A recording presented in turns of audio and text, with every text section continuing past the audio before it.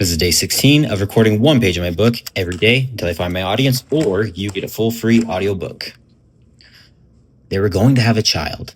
Cal could hardly believe it. Under normal circumstances, he would have been released from the hospital in a day or two. None of his injuries were life-threatening, and even though he felt like he'd been hit by a freight train, he didn't need to be there. But nothing about this stay was normal. Sheena was pregnant, and pregnancies were treated as a matter of national security. Under the Fertility Preservation Act, every instance of conception was required to be reported within 10 days. Enforcement wasn't possible, but reporting the pregnancy had its benefits: zero income tax, 24/7 security, access to the best medical care for life, etc. The catch was that receiving those benefits made the NFB a de facto fourth member of their family. They would study him top to bottom and inside out.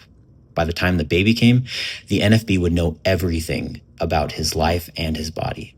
After compiling his data, the next step would be to replicate his life and lifestyle using other men with similar genetic compositions.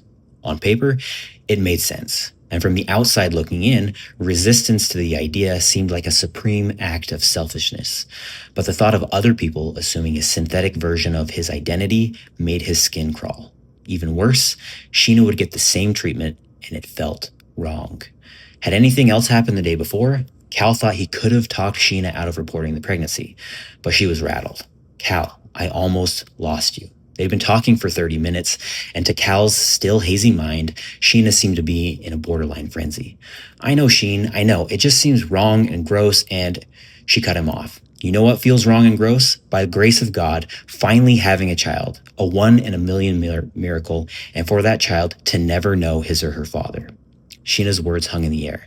She wasn't looking at him, but he knew she was crying.